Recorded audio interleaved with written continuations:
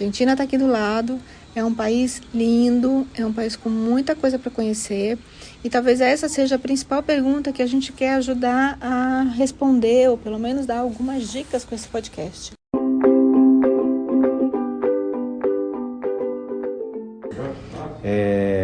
Bariloche é um destino, uma cidade maravilhosa dentro de um parque nacional. Então está rodeada de natureza. É um destino que você pode visitar o ano todo. Somos muito conhecidos aqui por nossa neve, mas você tem muitas coisas para fazer durante todo o ano. Não? Você tem lagos, rios, montanhas, pode fazer trekking, tem uma gastronomia incrível, cervejas artesanais tremendas, chocolate. Então você pode visitar Bariloche durante todo o ano e você vai descobrir e redescobrir um destino permanentemente. Olá, ouvintes! Este é o podcast de Viagens Mari pelo Mundo. Sejam bem-vindos. Temos hoje mais um episódio com dicas e histórias para inspirar você a conhecer destinos incríveis pelo mundo. E se você tiver mais dúvidas ou curiosidades, e para melhores opções de passeios, roteiros personalizados, pacotes e indicação de guias e agências, entre em contato pelo WhatsApp, pelo direct do Instagram ou pelo e-mail maripelomundo@gmail.com. Lembre-se que a gente está aqui sempre para ajudar no planejamento da sua viagem. E não se esqueça de curtir e comentar no post e assinar o feed do podcast no seu agregador preferido. Tudo bom, Mari? Tudo bom, Andréia? A gente está falando do nosso ponto de vista aqui de São Paulo, né? Mas quando você vai para o sul, aí você vê que eles têm uma relação muito mais fluida, né, com a Argentina. Eles vão muito de carro, cruzam a fronteira, Porto Iguaçu, Corrientes, toda aquela região. E os argentinos também vêm muito para as praias brasileiras, né? Então, assim, praia na Argentina não é a primeira opção do brasileiro, porque realmente eles vêm para cá, para as nossas praias. Mas, por outro lado, eles têm coisas que não temos, que é a neve, as montanhas, as estações de esqui, o deserto, e uma natureza que muda de ponta a ponta, né? Eles vão desde da fronteira ali quase com a Bolívia, né? Até o fim do mundo, literalmente. Tem muita opção. Buenos Aires é a primeira opção, é o primeiro destino do brasileiro, né, na Argentina, e às vezes é o primeiro destino internacional, a primeira viagem internacional de muitos é para a Argentina, e a primeira viagem de neve do brasileiro é Bariloche. E a gente fez um podcast falando justamente de Bariloche em outras épocas, que também é incrível, maravilhoso. Tem voo direto na temporada e tem voo direto para San Martín de Los Andes, saindo de São Paulo. Então é uma opção ótima também. Então vamos começar falando por Buenos Aires. Buenos Aires é uma cidade grande, uma cidade com muita história, muitas construções lindíssimas, uma comida excelente. Eu acho que é difícil não comer bem em Buenos Aires. E uma cidade com muitos museus, muitos parques. É uma cidade que tem bastante verde, apesar de ser a capital, apesar de ser uma cidade grande. Tem um trânsito maluco, como qualquer outra grande capital. Mas dá para fazer muita coisa a pé, né? Tem muita opção de hospedagem também. É fácil organizar uma viagem para Buenos Aires. É fácil e tem muita coisa para conhecer, dá vontade de ficar mais tempo. Eu diria assim, dá para ir a Buenos Aires para passar um final de semana e conhecer algumas coisas e sempre ficar com um gostinho de quero voltar.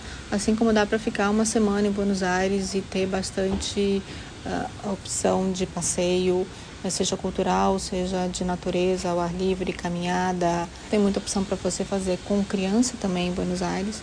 Então é um destino bastante completo.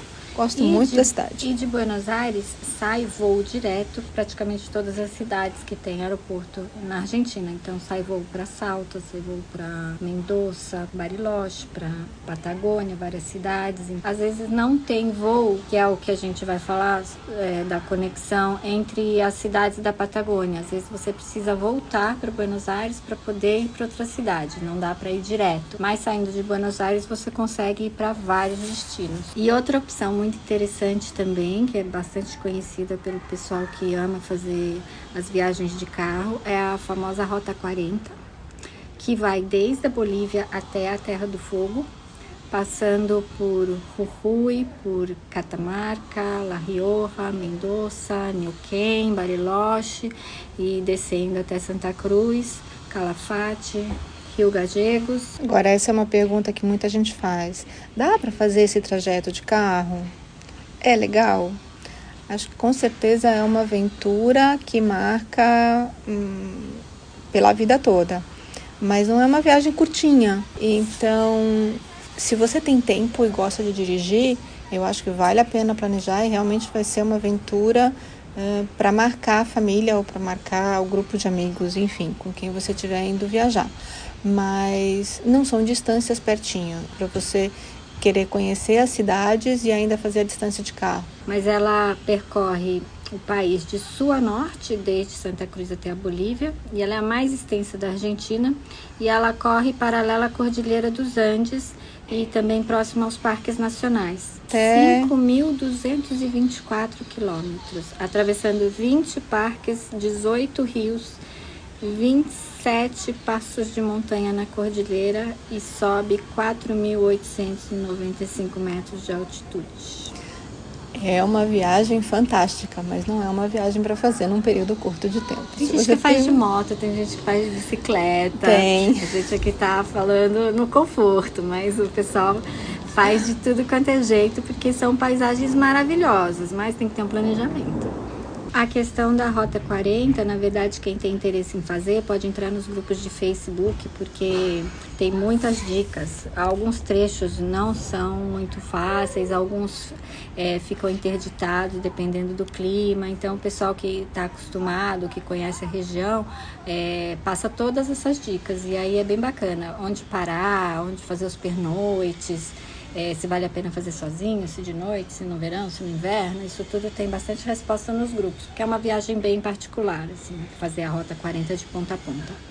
Mas os lugares que a Rota 40 para e as cidades que tem aeroporto, né, aí fica mais fácil de conhecer, como Mendoza. Mendoza é um destino bastante conhecido para quem gosta de vinhos. É um destino que a gente ouve muito falar aqui no Brasil, para a visita das vinícolas. É um destino romântico também, é um destino para casal, mas algumas opções e algumas vinícolas já abrem visitas e programação para quem viaja com crianças, para quem viaja em família. Então eu diria que é um destino possível para qualquer idade, para qualquer perfil de viajante. E tem um podcast, é só rolar no feed, que quem tiver mais interesse para conhecer um pouquinho mais sobre Mendoza, só escutar o podcast também. E outro destino que está bem famoso agora pelas vinícolas é La Rioja e Salta. Salta é um destino que a gente já viu que é um destino com passeios longos, né? As vinícolas ficam afastadas do centrinho da cidade, ali de Salta mesmo. Então é um local que você tem que planejar para ter um pouquinho mais de tempo para conhecer mais de um lugar, para conhecer, fazer o ideal é ficar pelo roteiro. menos uns 5 dias em Salta, porque cada passeio é de dia inteiro, e aí fazer 3 dias com passeios de dia inteiro é super cansativo, então é legal ir alternando. Mas eles têm o Trem das Nuvens, que é super famoso, tem as vinícolas em Pumamaca, e tem muita coisa interessante, muita cultura local. É uma viagem diferente e muito bonita. Indo mais para o sul, aí a gente chega na Patagônia, Argentina. A Mari falou já um pouquinho, Bariloche é um dos destinos mais conhecidos do brasileiro para quem quer conhecer neve, para quem quer ver neve a primeira vez, né? Existe até uma alcunha em Bariloche que eles chamam a cidade durante a temporada de inverno de Brasilote, da quantidade de brasileiros que tem lá. Se fala mais português do que espanhol, do que o próprio castelhano. Então, já é um destino bastante querido dos brasileiros. E os argentinos gostam muito de receber a gente lá. E a Patagônia, ela é enorme e ela abrange não só o território argentino, como o chileno. Então, assim, falar vou para a Patagônia é uma coisa assim muito genérica, né? A gente costuma no roteiro dar as principais direções de quais cidades conhecer na Patagônia e qual é a facilidade ou dificuldade de circular entre elas. Na Patagônia Argentina, as principais cidades, as mais turísticas, né, são Bariloche, que a gente estava falando, é o Calafate, é o Chaltén, Ushuaia, Esquel, São Martín de los Andes, Vila La Angostura.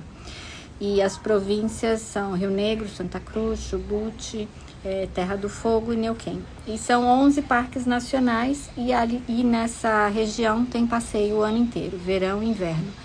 E na parte chilena, a Patagônia, ela tem uma paisagem diferente. Ela tem mais florestas, tem fiordes. E Punta Arenas é o local onde saem os navios de cruzeiro para a Antártica. Puerto Natales é a cidade turística mais próxima do Parque Torres del Paine. E como as cidades são mais isoladas, o turismo não é tão intenso na parte chilena. E por isso acaba sendo um turismo, embora seja mais rústico, na verdade tem hotéis luxuosíssimos. Então, assim, é um turismo mais caro e tem muito mais opção de trekking, e não só de passeio, de caminhada, de barco e tal. Então, são bastante diferentes. E para ir da Patagônia Argentina para a Patagônia chilena, que é o desafio, porque não tem voo, você tem que voltar para Buenos Aires ou você tem que voltar para Santiago para poder descer de novo. Embora elas estejam próximas ali, 300, 400 quilômetros, você está assim, de distância, mas não tem o voo. Então, normalmente as pessoas vão até Calafate e fazem esse trecho de estrada, ou vão até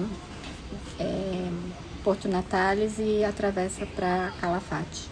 E aí vamos falar um pouquinho dos principais destinos turísticos nessa parte mais sul da Patagônia. É o Calafate, da Patagônia Argentina, né? É o Calafate e o Ushuaia. E em Calafate a gente tem um podcast, tem vários posts no blog, falando dos passeios e falando do principal cartão postal de El Calafate, que é o Perito Moreno, a geleira que você pode inclusive fazer o trekking, os passeios de barco para conhecer os outros glaciares, que realmente é uma paisagem única, uma paisagem que a gente não tem aqui no Brasil, uma coisa diferente, difícil de... É difícil até de reproduzir nas fotos, ainda mais de reproduzir ou de explicar qual é a sensação de estar na frente daquele mundo de gelo assim, em áudio. Acho que é uma experiência que tem que viver, impressionante. E a gente faz os roteiros personalizados para a Patagônia porque depende muito do perfil. São passeios de natureza, ou de neve, ou de inverno, de verão, ou se a pessoa quer descansar, ou se quer fazer trilha. Tem cidades bem estruturadas e também tem cidades mais afastadas. Tem hotel de muito luxo e tem hostel. Então, assim, tem de tudo na região. E às vezes a dificuldade é escolher e montar tudo certinho e não sair do orçamento, porque os passeios também não são baratos, né? Então, equilibrar isso tudo para fazer uma viagem dos sonhos vale a pena. É importante falar sobre, a Mari falou agora, né, comentou que os passeios não são baratos, acho que é por isso que o planejamento é importante. Agora, são passeios que têm um custo, porque são passeios que precisam de estrutura, que tem todo um cuidado. Se você vai, por exemplo, caminhar na geleira, você tem uma segurança, você tem grupos pequenos, você tem os guias de montanha, os guias especializados. Isso tudo é muito, mas muito importante para a segurança de todo mundo. E a outra cidade bastante famosa, além de El Calafate, na Patagônia, no sul da Patagônia, é a cidade de Ushuaia, ou fim do mundo, literalmente, a cidade mais ao sul da América do Sul. E depois de falar de El Calafate, a gente tem outra cidade que também é bastante procurada na região, que é a cidade de Ushuaia, a cidade mais ao sul do continente americano. É realmente o fim do mundo. E a cidade tem várias atrações, vários passeios para você fazer. Também tem uma paisagem de bosques, de parque nacional. Um dos passeios que mais me marcou em Ushuaia foi o passeio da caminhada com os pinguins e a navegação no canal de Beagle. A paisagem e os passeios são bem diferentes de El Calafate ou de Bariloche, então cada cidade na Patagônia tem a sua particularidade. São cidades muito bonitas para conhecer e que tem turismo o ano inteiro.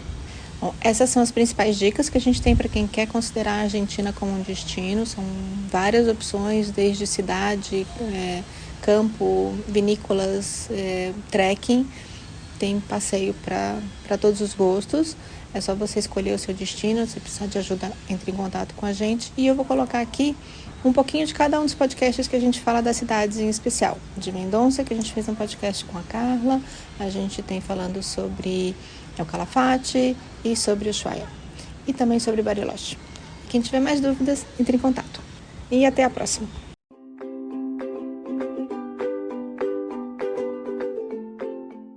Olá, eu sou a Mari, eu tô aqui com a Andreia e hoje a gente vai falar de El Chaltén. Agora, por que El Chaltén, uma cidade tão pequenininha no meio da Patagônia?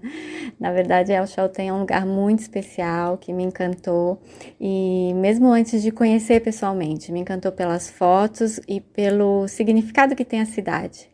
A cidade é bem pequenininha, são poucas ruas, alguns comércios e restaurantes. A população é de 400 habitantes, mas no verão, na temporada, chega a 3.500, porque na verdade a cidade é o sonho dos escaladores e montanhistas. Quem já viu Cerro Torre no Netflix vai entender o que eu tô falando. E a parte prática, como chegar? Tem duas opções, você pode ir dirigindo ou você pode comprar um passeio. Se você comprar um passeio, bate e volta, saindo de El Calafate é a forma mais fácil. São cerca de 300 quilômetros, 3 horas e pouquinho, num trajeto muito lindo. Ou você pode alugar um carro ou alugar um transfer, contratar um transfer e fazer esse trajeto. A maioria dos passeios contratados, as excursões, são bate e volta, que a gente também sugere no roteiro personalizado, dependendo da quantidade de dias que você tem disponível para viagem. Se você tiver um pouquinho mais de dias e tiver na alta temporada, que seria o verão, aí eu recomendo ficar pelo menos uma noite ou duas em El Chaltén e aí pode contratar um transfer para levar. Até a gente passa a indicação também, é só entrar em contato com a gente. Mas El Chaltén também não é para o ano inteiro. Os ventos são super fortes, o tempo muda constantemente e é muito importante olhar a previsão do tempo antes de ir para ver se vale a pena. Porque o bonito de El Chaltén é ver o Fitzroy e as montanhas, e se o dia estiver super nublado, você não vai conseguir ver nada. Mas mesmo assim, o centrinho da cidade é muito fofo, eu recomendo ir lá para os restaurantes, para o alfajor, conhecer a vibe da cidade. Mas claro, num dia ensolarado faz muito mais sentido fazer as trilhas. E agora a gente vai de Buenos Aires para Mendoza. Carla, você que fez recentemente essa viagem, conta um pouquinho a parte logística e o que tem para fazer lá e o que é legal em Mendoza. Eu fui de Buenos Aires para Mendoza, né? Eu passei 4 noites lá. Recomendo que você fique 4 dias inteiros, no mínimo. Foi uma coisa que eu não fiz, eu fiquei 4 noites, mas só 3 dias. E Mendoza é a Disneylândia do vinho, né? Para quem gosta de vinho, ela é conhecida como a Disneylândia do vinho. São mais de 1.000 vinícolas, para você ter uma ideia, das quais mais ou menos umas 100 são preparadas para receber visitante. E eu costumo falar que a visita às vinícolas é muito além do vinho, sabe? As vinícolas são pontos de arquitetura muito interessante em alguns casos, são pontos de arte, porque algumas têm galerias de arte, pontos de gastronomia sensacional, porque você pode fazer almoços harmonizados dentro das vinícolas, além da degustação. É muito bacana. Mendoza tem um centro, tem praças, né? Tem umas lojinhas, então vale a pena ficar ali no centro. Tem uma rua que chama Aristides, que tem barzinhos, aí você pode tomar uma cerveja para quebrar essa dinâmica do vinho. Mas a grande estrela realmente é você pegar os passeios para fazer a visitação às vinícolas. Então, geralmente você vai, faz 2, 3 vinícolas, dependendo da sua disposição, faz um almoço na vinícola e à noite, eventualmente, faz um jantar na cidade ou um jantar dentro de alguma vinícola mesmo. Tem algumas vinícolas que são mais famosas, assim, mais tradicionais e até maiores, que geralmente tem a Catena Zapata, tem a Norton, tem a Chandon, e tem umas que a gente chama de boutique menores que têm o seu charme por serem produções menores, às vezes vinhos que você não encontra fora de Mendoza. Então é sempre bacana você fazer um mix aí desse perfil de vinícolas, né? E colocar alguma que seja reconhecida por ter um prédio diferente, outra que tem uma galeria de arte, para você viver essa experiência. Fora isso, uma outra alternativa que eu recomendo muito é fazer uma hospedagem dentro de uma vinícola. Então, se você vai fazer um roteiro de 4 noites, por exemplo, dividir entre 2 noites no centro da cidade e 2 noites num hotel de vinícola, porque os hotéis de vinícola são no Vale do Uco, que já é uma região um pouco mais distante de Mendonça, mais ou menos 1h30. São muito próximos da Cordilheira dos Andes, a paisagem é belíssima. E você dormir dentro de uma vinícola, você acorda ali no meio, né, da vegetação, com aquela montanha em volta. Você pode fazer passeio de bicicleta, cavalo. Geralmente tem aquele restaurante onde tudo é produzido ali, porque tem uma horta, tudo orgânico. Então é muito bacana, é uma experiência que eu recomendo bastante. Fora as vinícolas, o que tem para fazer em Mendonça? Acho que você pode fazer passeios de caminhada para quem gosta, né? Tem um passeio, você vai ali na base da montanha, né? Da cordilheira, porque lá eles falam muito montanha, mas na verdade é a Cordilheira dos Andes. Então ali tem essa junção da Argentina com o Chile, tem o Aconcagua. Então você pode fazer trekking ali, tem uns trekkings até fortes para quem gosta. Você pode fazer passeios de bicicleta, tem passeio de balão também, se você quiser, mas é muito mais por aí, uma coisa, ou você ir nessa vibe do vinho, ou você fazer um pouco da questão da caminhada. E aí tem um shopping, né, se você eventualmente quiser fazer compras, mas eu acho que realmente lá é para quem quer mergulhar nesse universo do vinho, da gastronomia, come-se absurdamente bem lá. Você tem o Francis Mallmann, que é um chefe argentino, que é um chefe celebridade, assim, se você colocar aí no Netflix, você vai ter uma série de programas com ele. Ele tem 2 restaurantes lá, porque ele tem uma técnica toda desenvolvida de comidas assadas no fogo, e ele realmente é o top dos tops, mas tem outros restaurantes incríveis lá, come-se muito bem. Então, eu acho que a proposta lá é muito essa.